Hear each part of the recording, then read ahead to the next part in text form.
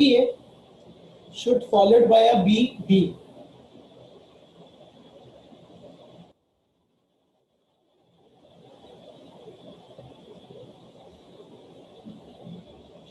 अब हम सिंगल की बात नहीं कर रहे, हम बात कर रहे हैं डबल की। तो अब जब आप एक पैटर्न की बात करते हैं ना, पैटर्न की, तो उस पैटर्न को पूरा फुलफिल होना जरूरी है। लाइक इफ आई से ABCD, तो ABCD पैटर्न में आना चाहिए। तो इसका मतलब है दो भी एक साथ आने चाहिए हर भी ए के बाद। इसका मतलब है कि दो से ज्यादा तो आ सकते हैं, दो से कम नहीं आ सकते। अब हमारी रिक्वायरमेंट मिनिमम क्या हो गई कि अगर ए आता है तो उसके बाद डबल भी आना चाहिए, लाजमी। अगर ए आता है तो उसके बाद डबल भी आना चाहिए, लाजमी। तो अगर हम इसकी लैंग्वेज समझें,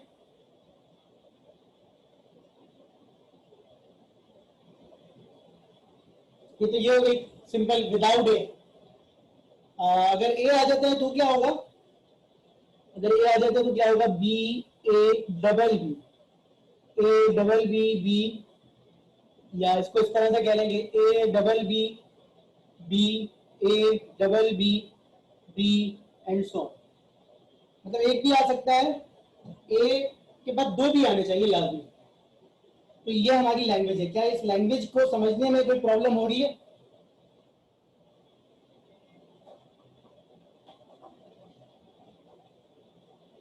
ठीक है ना, सिंपल सी लैंग्वेज है कि हर एक के बाद दो भी आने चाहिए। अब अगर दो से ज्यादा आ रहे हैं तो नो इश्यू, आने दें, लेकिन कम से कम दो आने चाहिए। अब आप देखें जहां भी ए होगा उसके बाद एक भी नहीं होगा, दो भी होंगे, अगर एक्सेप्टेबल होगा तो। क्लियर?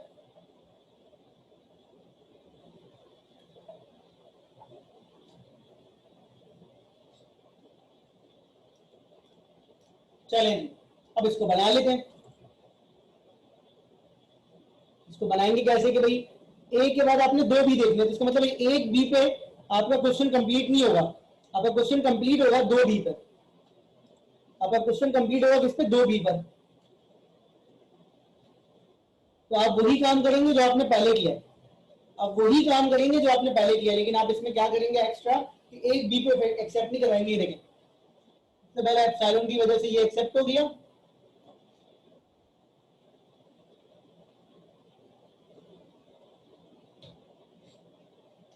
सबसे पहले एप्सिलॉन की वजह से एक्सेप्ट हो गया, और फिर आ जाए आप सिर्फ बी आ रहे तो आप एक्सेप्ट कर रहे हैं। अब ए आया तो आपने अपनी स्टेट चेंज कर ली, ए आया तो आपने अपनी स्टेट चेंज कर ली। और अब इस ए के बाद एक भी नहीं चाहिए, आपको दो भी चाहिए। तो देखिए, एक ए के बाद आपको दो भी चाहिए। देखें ए बी बी, ये पैटर्न कब टूट सकता है? ये पैटर्न ऐसे टूट सकता है और ये पैटर्न ऐसे टूट सकता है। अगर ये पैटर्न मुझे चाहिए, इसको तोड़ने के दो रास्ते हैं, एक यहीं ब्रेक हो जाए और एक यहां ब्रेक हो जाए। सही कह रहा हूं गलत?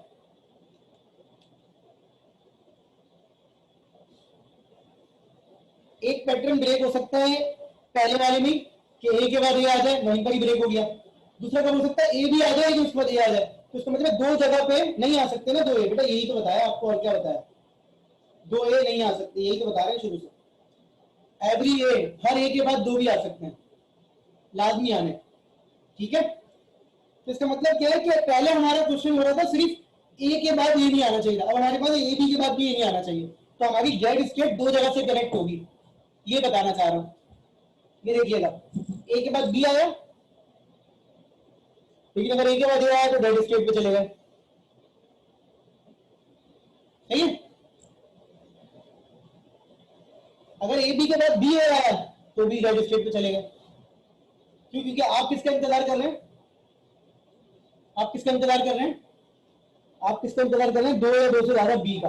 तो आपने दूसरे बी के लिए इसको फाइनल स्टेट पे लेके जाना है।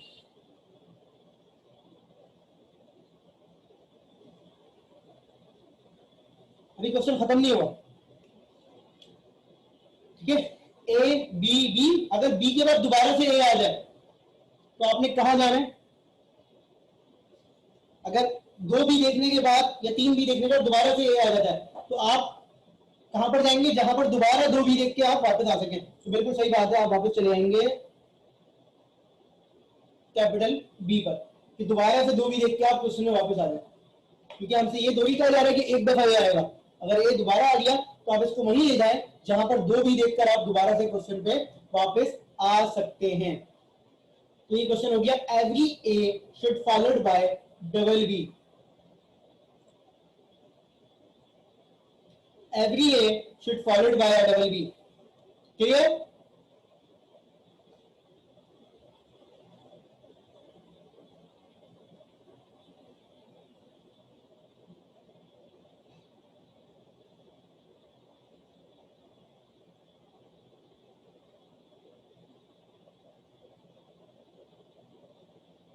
कोई सवाल?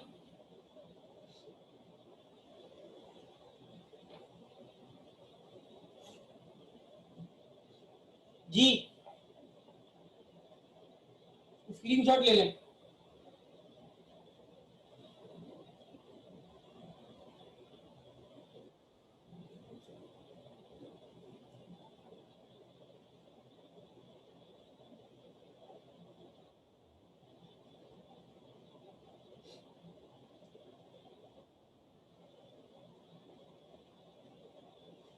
तो ये एक और सवाल देख लेते हैं।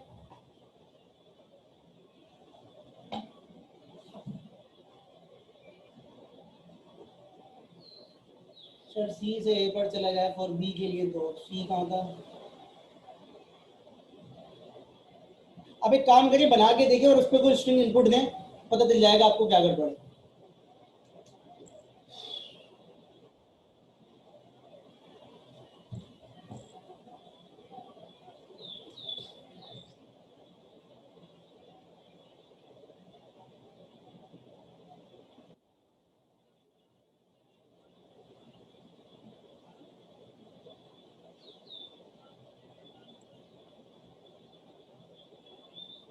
Second symbol from left hand side is B.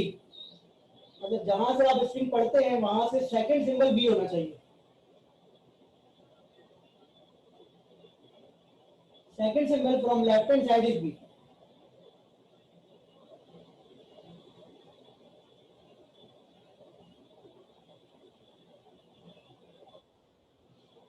Second symbol from left hand side is B. क्या मतलब है इसका?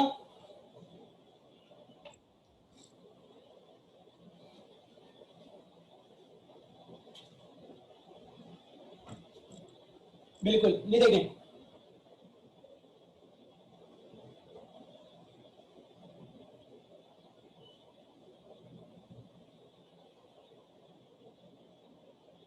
Second symbol from left hand side is B.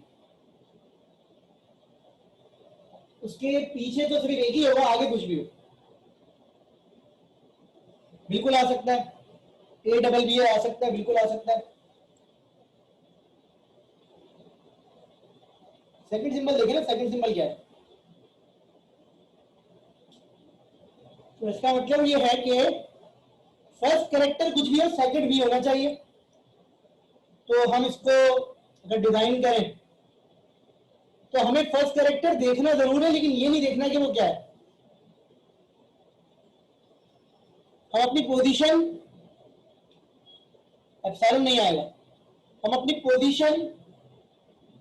अपनी पोजीशन लाजमी चेंज करेंगे, क्योंकि हमें हमें कंसीडर करना है उसको। हमें इससे मतलब नहीं है कि फर्स्ट कैरेक्टर क्या है, लेकिन हमें इससे जरूर मतलब है कि फर्स्ट कैरेक्टर आना चाहिए।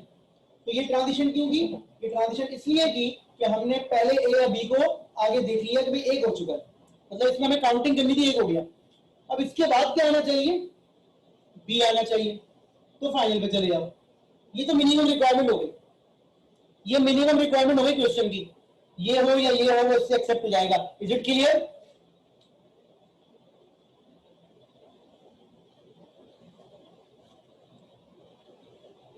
बस अगर बी है सेकंड में तो फिर कुछ भी आए एक्सेप्ट हो जाएगा, और अगर सेकंड में ए है तो रिजेक्ट हो जाएगा। अगर सेकंड में बी है तो उसके बाद कुछ भी आए एक्सेप्ट, अगर सेकंड में बी नहीं है, ए है तो रिजेक्ट। बस खत्म हो गई बात।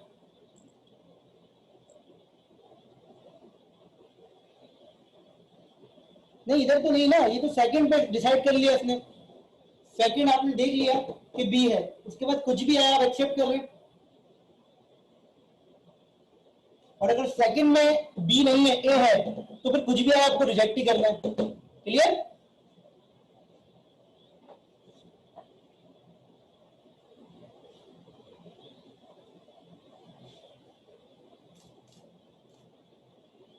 यहां तक कोई सवाल है किसी का?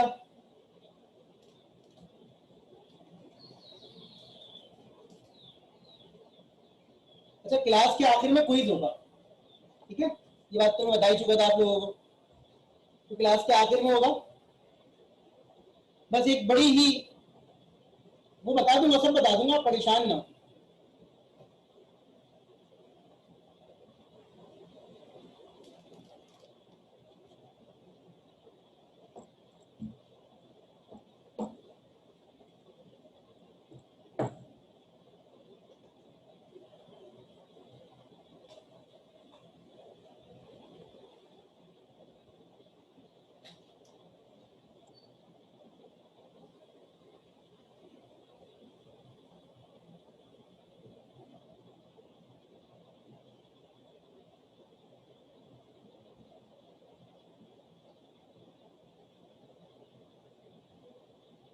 Non deterministic finite automata.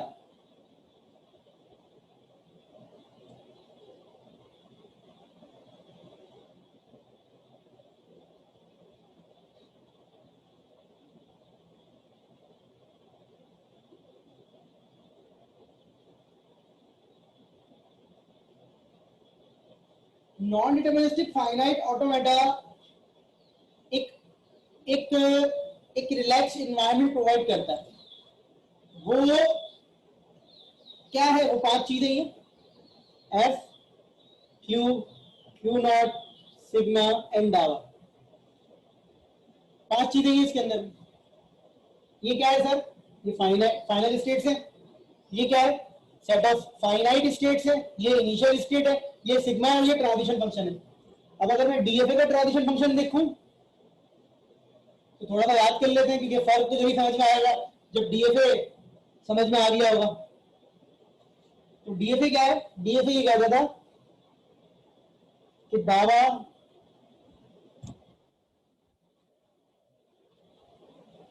Is basically Q cross sigma return करता था क्यू। अब क्या चीज है ये कि स्टेट्स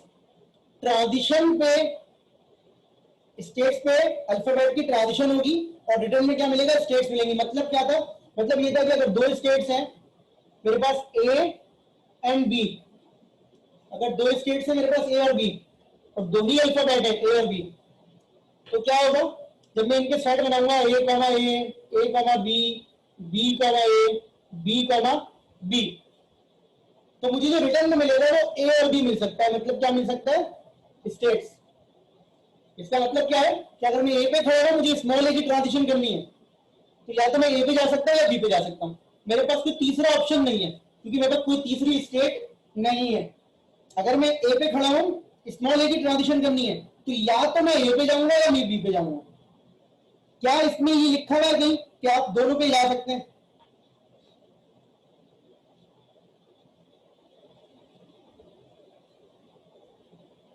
तो सिंपल सी बात है कि आप चारों में से चारों की ट्रांजिशन करनी है, आपके पास सिर्फ 2 ऑप्शन मौजूद हैं, या तो ए या तो बी, या तो ए या तो बी। आप ये नहीं कह सकते कि सर मैं ट्रांजिशन नहीं करना चाह रहा। आपको ये अलाउ ही नहीं है कि आप बोले सर मैं ट्रांजिशन नहीं करना चाह रहा, या आप ये बोले कि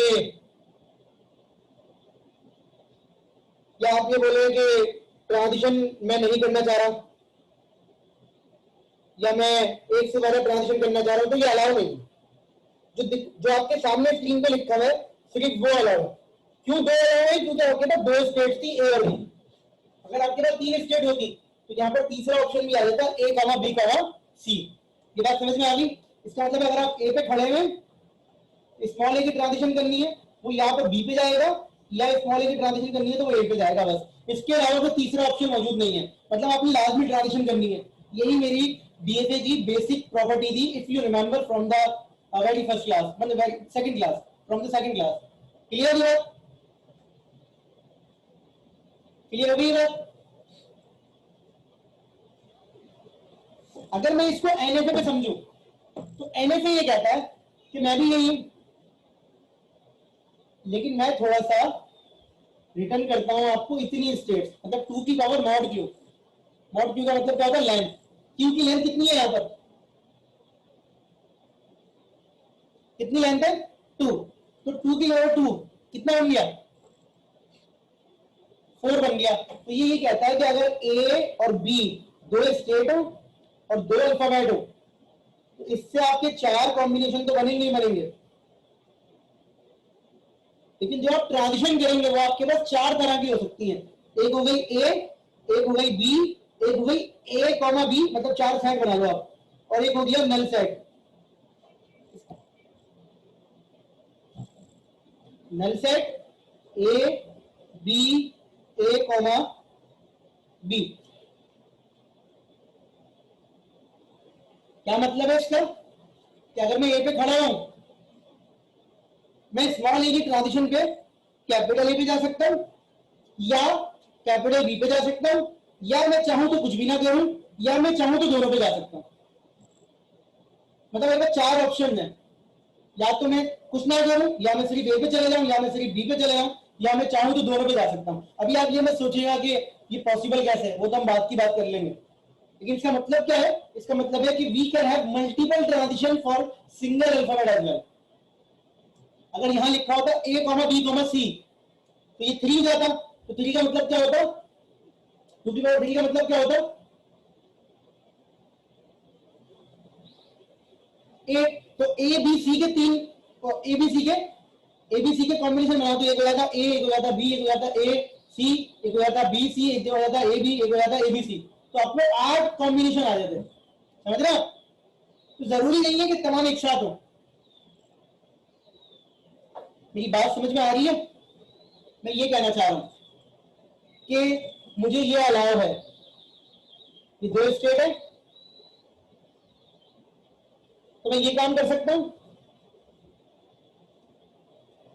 मैं सिर्फ ये काम कर सकता हूं, मैं चाहूं तो ये काम भी कर सकता हूं। अजीब सी बात है कि एक वक्त में मैं यहां पर भी जा रहा हूं, यहां पर भी जा रहा हूं, लेकिन ये इसमें अलाउ है। और मैं चाहूं तो ए की ट्रांजिशन को कंप्लीटली इग्नोर भी कर सकता हूं, मतलब सिर्फ बी की ट्रांजिशन कर लूं, ए बनाऊं ही।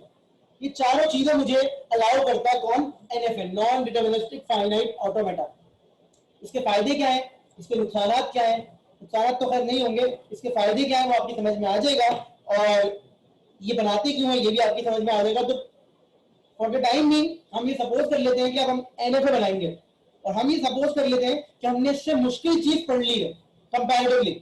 मुश्किल तो कुछ भी नहीं है, लेकिन डीएफए इसके मुकाबले में कंपैरेटिवली मुश्किल है, क्योंकि डीएफए बनाते हुए हमें हर स्टेट को कंप्लीट करना पड़ता था, हमें उसकी फिक्र रहती थी। यहां हम सिर्फ अपने क्वेश्चन पर फोकस करेंगे, अगर हमारा क्वेश्चन फुलफिल हो रहा है तो बाकी ट्रांजिशन को हम नहीं बनाएंगे।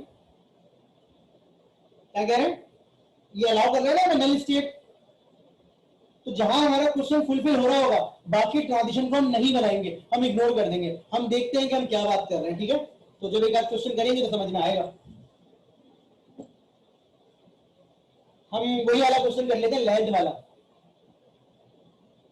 कि लेंथ 2 के लिए काम कर रहे हैं जी।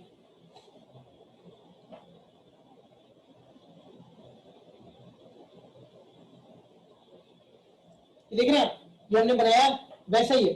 ऐसा नहीं है कि हम अपने क्वेश्चन में चेंजेस करेंगे, क्वेश्चन की रिक्वायरमेंट फुलफिल होनी चाहिए, ये मिनिमम रिक्वायरमेंट है। देखें आपने बोला सर एक के लिए तो हमें ये करना पड़ेगा, और सर 2 के लिए करना पड़ेगा, हो गए तो सर 3 हो तो क्या होना चाहिए? बस छोड़ दो। अब ये क्या बात हुई? पहले समझा रहा हूं फिर बात करेंगे। मिनिमम 2 है, सॉरी एग्जैक्टली 2 हो गए। क्या 2 से ज्यादा क्वेश्चन की डोमेन में शामिल है?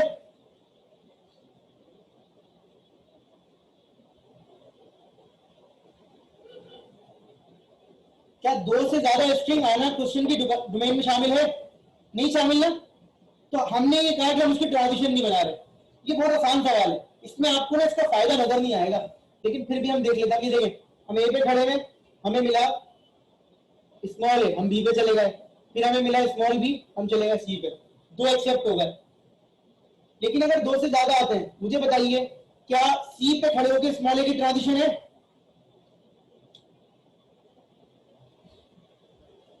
अगर ऐसा कुछ हो जाए तो क्वेश्चन वहीं खत्म हो जाता है, वहीं, चाहे क्वेश्चन में कुछ भी शामिल हो। मतलब क्या, ये देखें, ये देखिएगा, हमें ये चेक करना है, हमने ए पे स्मॉल ए की ट्रांजिशन की, बी आ गया, बी पे स्मॉल बी की ट्रांजिशन की, सी आ गया। अब सी पे हमें स्मॉल बी की ट्रांजिशन करनी है। बताया क्या ट्रांजिशन है या नहीं है?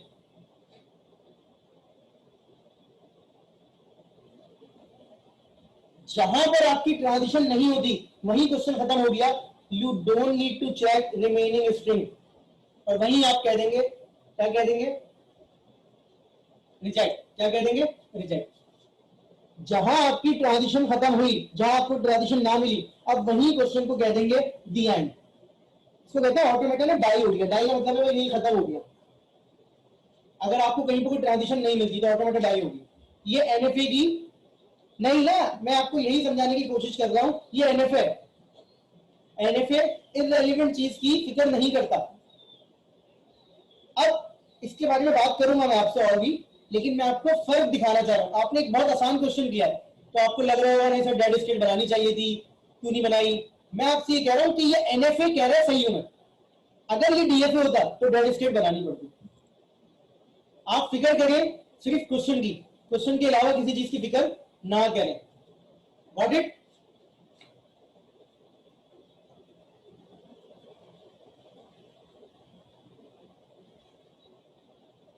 प्रैक्टिस ही करेंगे इसकी भी, तो इसके भी सवाल समझ में आ जाएंगे कि किस वक्त किस चीज की फिक्र करनी है और किस चीज की फिक्र नहीं करनी। मुझे बताइए, ये बात समझ में आ गई?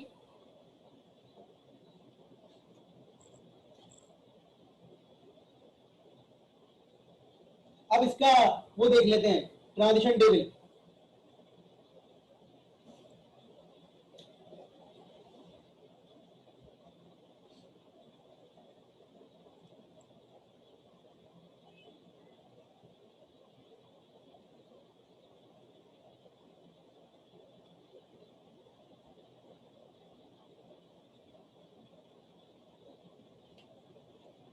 ठीक है, जहां पर आपके पास नल आ जाए, नल स्टेट, नल ट्रांजिशन नहीं है, नल स्टेट है।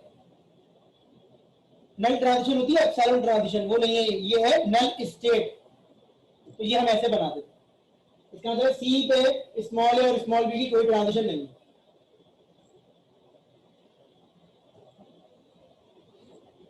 अब देखिए ये सवाल,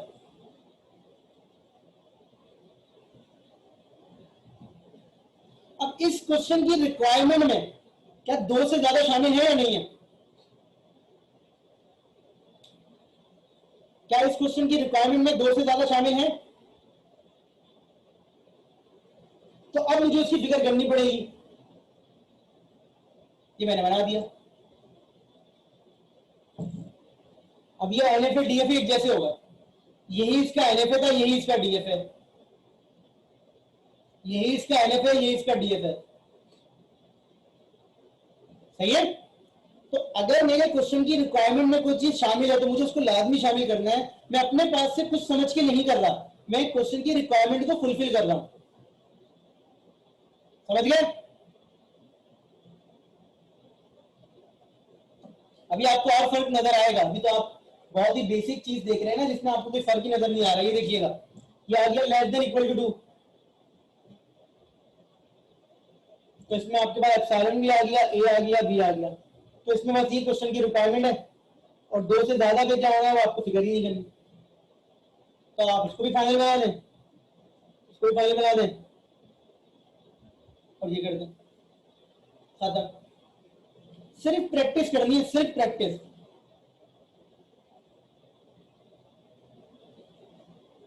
मिनिमम रिसोर्सेज को यूज करके एनएफए वगैरह काम कर लो। अभी तक तो आपने मिनिमम रिसोर्सेज की बात की है, अभी आप देखेंगे कि जब मल्टीपल ट्रांजिशन होती है तो काम कैसे होता है। तो जब मैं आपको वो बताऊंगा तो आपको वो ज्यादा अच्छे से समझ में आएगा। मिनट दीजिए।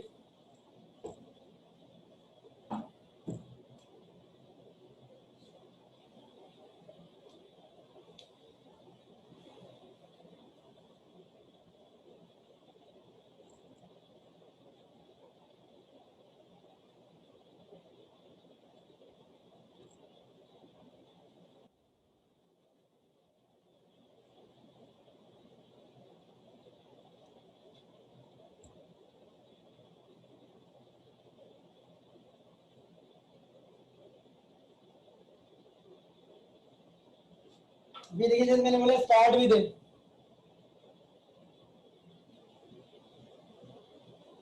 अब ये देखिएगा जरा इसका फर्क, ये स्टार्ट विद ए है,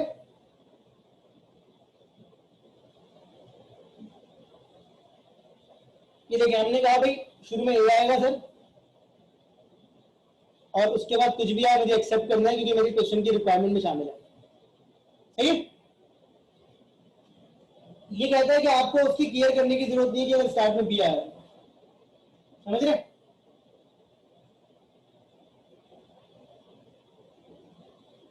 ये बात समझ रहे हैं आप लोग? आपको स्टार्ट में बी की फिक्र करने की जरूरत नहीं है क्योंकि वो मेरे क्वेश्चन की रिक्वायरमेंट में शामिल नहीं है।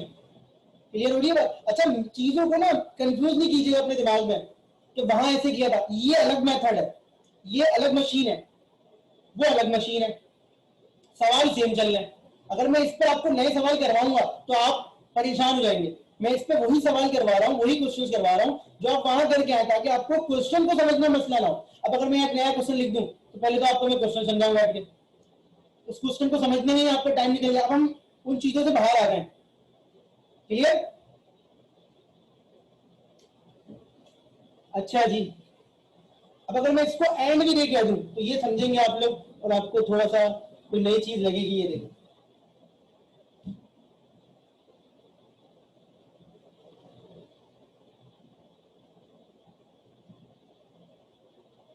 अच्छा जी मुझे बताइए क्या इस क्वेश्चन की रिक्वायरमेंट में ये शामिल है कि स्टार्टिंग में कुछ भी आ सकता है?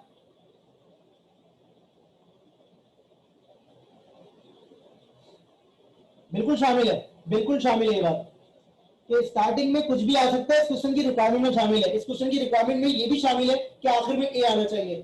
तो अगर मैं ये आपसे कहूं, सिर्फ इतना जवाब दीजिएगा मुझे, अननेसेसरी चीजें नहीं सोचिएगा। इसका मतलब क्या है? इसका मतलब है ए या बी आ रहा है और वो अपनी पोजीशन चेंज नहीं कर रहा, यही मतलब है। इसका मतलब है स्टार्टिंग में कुछ भी आ रहा है अपनी पोजीशन चेंज नहीं कर रहा, ऐसा ही है। लेकिन आखिर में ए आना चाहिए, मैं फाइनल पे चले जाऊंगा। स्टार्ट में कुछ भी आया लेकिन आखिर में ए आना चाहिए। अभी आप ना इसको डीएफए से मिक्स नहीं कीजिएगा, मैं आपको समझाऊंगा, सिर्फ कॉन्सेप्ट पर है। सवाल ये कह रहा है स्टार्ट में कुछ भी आया आखिर में ए आना चाहिए। सवाल क्या कह रहा है? स्टार्ट में कुछ भी आया आखिर में क्या आना चाहिए? ए आना चाहिए। मैंने वही चीज यहां बना दी, स्टार्ट में कुछ भी आया आखिर में ए आना चाहिए। अब ये कैसे हुआ है तो बात की बात है, लेकिन पहले जो मैं वर्डिंग में बात कर रहा हूं वो सुन लें। स्टार्टिंग में कुछ भी आए आखिर में क्या आना चाहिए? ए आना चाहिए। यही बात बोल रहा था मैं और आप इस बात से एग्री कर रहे थे। तो मैंने उस चीज को इंप्लीमेंट कर दिया। अभी मैं आपको समझाऊंगा ये कि काम कैसे कर रहा है, लेकिन पहले दोबारा रिपीट कर रहा हूं। हमारा सवाल ये था कि स्टार्टिंग में कुछ भी आया सर आखिर में ए आना चाहिए, सर स्टार्टिंग में कुछ भी आखिर में ए आना चाहिए। उसको हमने मशीन में बना दिया क्योंकि ये मशीन हमें अलाउ कर रही है कि आपके पास मल्टीपल ट्रांजिशन हो सकती है। देखिए कैपिटल लेकर स्मॉल है यहाँ पर भी और यहाँ पर भी जा रहा है। अभी क्या बात है ये मैं आपको समझाता हूँ। ये देखिए फर्स्ट करें, आपको ये स्ट्रिंग दिया गया है और आपसे कहा गया चेक करके बताइए ए बी है, ये एक्सेप्ट होना चाहिए, ये स्ट्रिंग एक्सेप्ट होना चाहिए। देख लेते हैं ए स्मॉल ए, बताएं ए पे स्मॉल ए क्या कर रहा है? एक मिनट, बकास ये एक्सेप्ट होना चाहिए क्योंकि इसमें एंड में ए आ रहा है। ये स्ट्रिंग एक्सेप्ट होना चाहिए क्योंकि इसके आखिर में ए आ रहा है, पहली बात। दूसरी बात, ए पे स्मॉल ए पे क्या आ रहा है? ए पे स्मॉल ए की ट्रांजिशन में क्या आ रहा है? दो जगह पे जा रहा है, ये दो जगह पे जा रहा है, सही है ना? ये यहां पर भी है यहां पर। तो क्या मैं ऐसे लिख सकता हूं, देखें कि अगर मैं ए पे, पहले मेरी बात सुन लीजिएगा, अगर मैं ए पे स्मॉल ए की ट्रांजिशन करता हूं तो मैं इस वक्त दो जगह पे खड़ा हूं। क्यों का जवाब नहीं दे रहा मैं सिर्फ आपको बता रहा हूं कि हो क्या रहा है। अगर मैं ए पे स्मॉल ए की ट्रांजिशन करता हूं तो मैं इस वक्त दो जगह पे खड़ा हूं। क्या ये बात सही है या गलत है?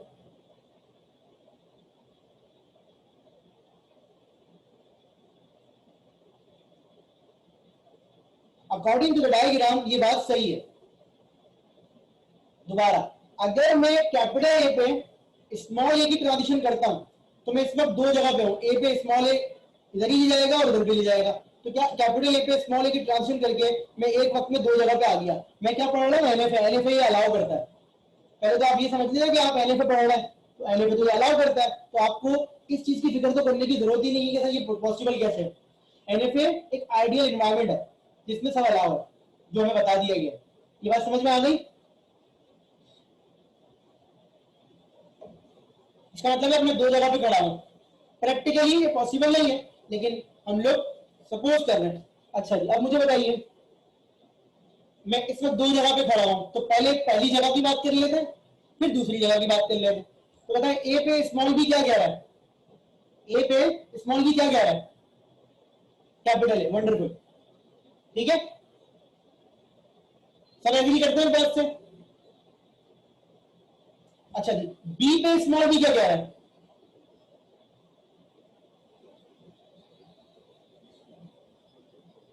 बी पे स्मॉल बी कह रहा है नथिंग, ऐसा ही है।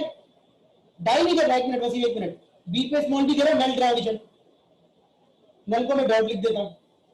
अगर मैं किसी चीज का सेट नल के साथ बनाऊं तो वो चीज वापस मिल जाती है मुझे, ऐसा ही है।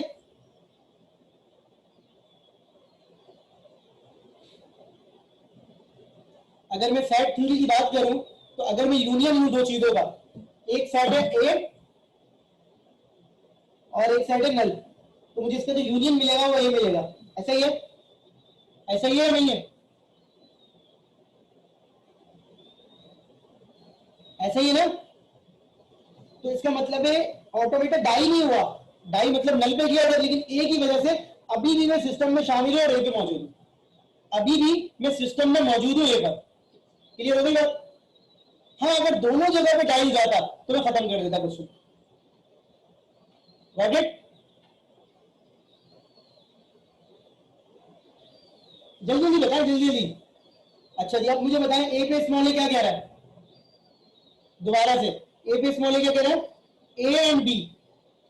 अच्छा जी, स्ट्रिंग खत्म हो गया, स्ट्रिंग खत्म हो गया। मैं एक से ज्यादा स्टेट पर हूं, क्या कोई एक फाइनल स्टेट है इसमें से?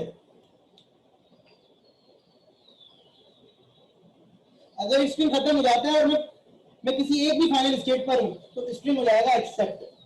स्ट्रिंग क्या हो जाएगा? एक्सेप्ट हो जाएगा। अगर स्ट्रिंग खत्म हो जाए और मैं फाइनल स्टेट पर हूं तो स्ट्रिंग क्या हो जाएगा? एक्सेप्ट हो जाएगा। अगर स्ट्रिंग खत्म हो जाए, मैं किसी एक स्टेट पे हूं या 10,000 स्टेट पे हूं, उसमें से कोई एक भी फाइनल हो तो स्ट्रिंग एक्सेप्ट हो जाएगा। Got it?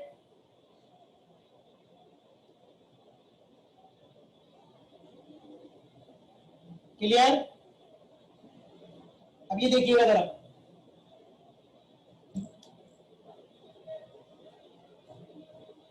ये देखें, ए बी बी। मुझे पता है ए पे स्मॉल ए क्या कर रहा था? A B. फिर ए पे स्मॉल बी क्या कह रहा था? ए। और बी पे स्मॉल बी कह रहा था नथिंग। फिर ए पे स्मॉल बी क्या कह रहा था? ए। तो बताएं, स्ट्रिंग खत्म हो गया, क्या मैं फाइनल स्टेट पर हूं? नहीं हूं, रिजेक्ट। क्लियर?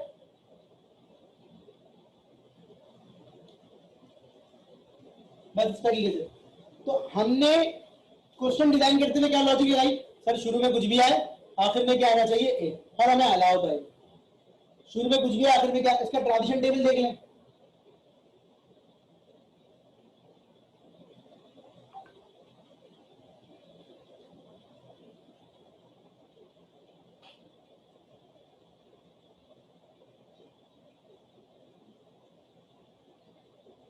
ऐसे लिखते हैं मल्टीपल ट्रांजिशन को, ऐसे लिखते हैं मल्टीपल ट्रांजिशन को, ठीक है?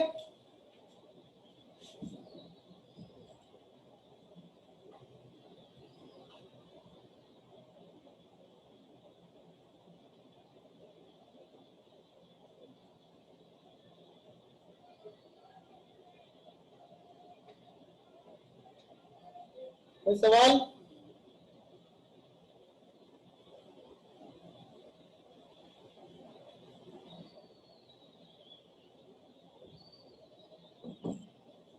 अच्छा जी, अब इनके ये पढ़ क्यों रहे हैं, इसके और भी सवाल हैं, हम नेक्स्ट क्लास में करेंगे। देखिए कुछ क्वेश्चन ऐसे होते हैं कि जिसमें हम डायरेक्ट डीएफए नहीं बना सकते। एक ना आपके दिमाग में एक पाथ होना चाहिए, इन दी एंड आपको डीएफए बनाना है। क्यों? क्योंकि डीएफए का ट्रांजिशन टेबल कंप्लीट होता है, सब जगह कुछ ना कुछ लिखा होता है, तो आपने इन दी एंड डीएफए चाहिए। आप एनएफए क्यों बनाते हैं? आप एनएफए बनाते हैं उन क्वेश्चंस के लिए जिन क्वेश्चंस को आपको कहा जाता है या जिन क्वेश्चंस को डायरेक्ट डीएफए बनाना बहुत मुश्किल होता है। तो जब आप एनएफए बना लेते हैं, एनएफए बहुत आसान है बनाना, एनएफए टू डीएफए कन्वर्जन का मेथड है, वो अप्लाई करके आप क्या कर लेते हैं, डीएफए। दोबारा रिपीट कर रहा हूं, कुछ क्वेश्चन ऐसे होते हैं जिनका डायरेक्ट डीएफए बनाना बहुत मुश्किल है, तो हम इन क्वेश्चन का एनएफए बनाते हैं और फिर कन्वर्जन कर लेते हैं डीएफए में। एनएफए टू डीएफए कन्वर्जन का एल्गोरिथम है, वो एल्गोरिथम जब हम लगाएंगे तो हमारे पास रिजल्ट आ जाएगा। तो जब एल्गोरिथम लगता है, तो मेथड लगता है, तो हमारी स्किल्स नहीं, हमारी स्किल्स क्या है, डायरेक्ट बनाना। नहीं बन रहा हमसे डीएफए, हमसे डायरेक्ट डीएफए नहीं बन रहा, तो हम क्या करते हैं, एनएफए बनाते हैं और फिर उसको डीएफए में कन्वर्ट करते हैं। क्लियर हो गई है बात?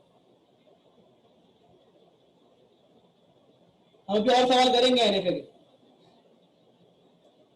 हम अभी एनएफए के और सवाल करेंगे, लेकिन मैं बताना ये चाह रहा हूं कि एनएफए टू डीएफए कन्वर्जन का एक मेथड है जो कि हमें अप्लाई करना है, ताकि जितनी भी एनएफए हम बना रहे हैं उसको डीएफए में कन्वर्ट कर सके। क्लियर? ये मीटिंग एंड हो रही है, तो आप लोग बस फॉरम ज्वाइन कर लें 1-2 मिनट में, ताकि जो आपकी क्यूरीज है वो कर लें, अटेंडेंस लेना, फिर आपको क्विज दे दें। ठीक है?